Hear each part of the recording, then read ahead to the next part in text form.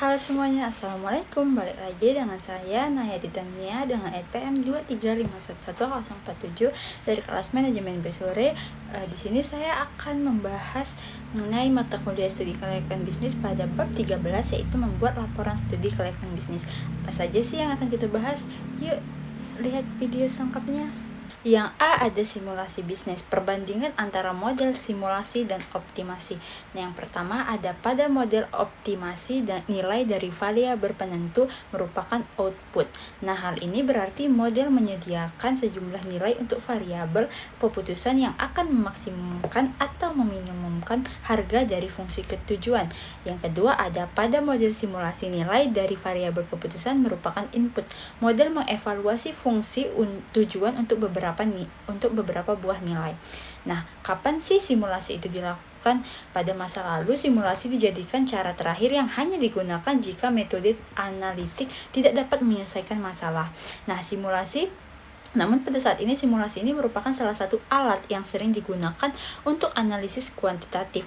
Mengapa model simulasi ini begitu populer? Yang pertama, model analitik sulit diperoleh. Nah, tergantung dari faktor kerumitan dari setiap spesifik model. Misalnya untuk model capital budgeting atau penganggaran modal meliputi tingkat permintaan yang bersifat tidak pasti. Nah, untuk model inventory atau persediaan meliputi tingkat persediaan yang tidak pasti. Yang kedua, model analitik biasanya hanya digunakan untuk memperkirakan rata-rata atau sesuatu yang bersifat steady stage. Nah, simulasi ini dapat dilakukan bermacam-macam software, dari Spreadsheet itu dari Excel atau Lotus, Spreadsheet Add-ins atau Crystal Ball Oryx. Yang bahasa programmer komputer secara umum Pascal atau C++, sampai dengan bahasa khusus untuk simulasi atau Siman. Simulasi variabel random.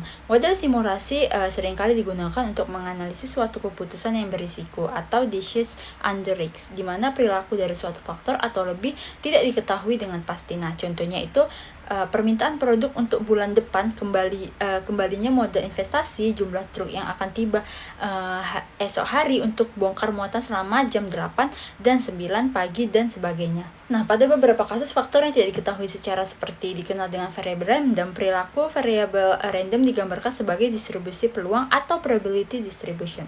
Nah, menghasilkan simulasi variabel random itu ada dua jenis random. Yang pertama, variabel random discrete atau sesuatu yang pasti.